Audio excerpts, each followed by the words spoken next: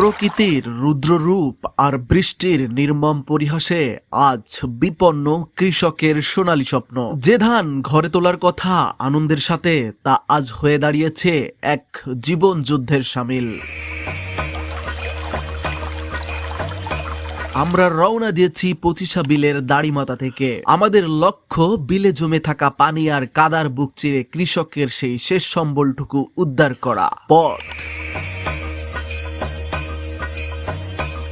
একে পথ বললে ভুল হবে, এ যেন এক অগ্নি পরীক্ষা। প্রায় 1 কিলোমিটারের এই পথ জুড়ে শুধুই হাঁটু সমান কাদা আর থকথকে নোংরা পানি। মাথার উপর তপ্ত সূর্য যেন আগুন ঢালছে। রোদ থেকে বাঁচতে কেউ কেউ মাথায় গামছা বেঁধে নিয়েছেন, কিন্তু পিঠের ঘাম আর বিলের লোনা জল মিলেমিশে একাকার হয়ে যাচ্ছে প্রতিটি মুহূর্তে।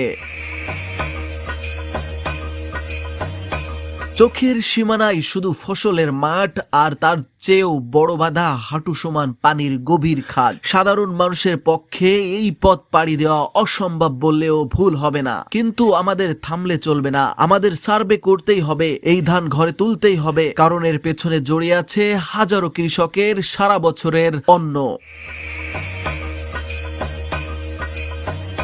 তাদের বেঁচে থাকার একমাত্র অবলম্বন। ক্লান্ত বিধ্বস্ত শরীরে হাঁটি হাঁটি পা পা করে অবশেষে আমরা পৌঁছালাম সেই ধান রাখার স্থানে। কিন্তু লড়াই তো কেবল শুরু। এবার সেই ভেজা ধানের ভারী বোঝা সাজানোর পালা। এক এক জনের মাথায় তুলে দেওয়া হচ্ছে প্রায় 10 আটি করে ভেজা ধান। আপনি কি কল্পনা করতে পারেন এই তীব্র গরমে পিচ্ছিল কাদায় দাঁড়িয়ে মাথার উপর এই বিশাল ভার বহন করা কতটা যন্ত্রণাদায়ক? উঁচু নিচু কর্দমাক্ত পথ, পায়ের নিচে হড় কাড়ানো কাদা, আর মাথায় মর্মান্তিক ও শারীরিক ওজনের সেই পাহাড়।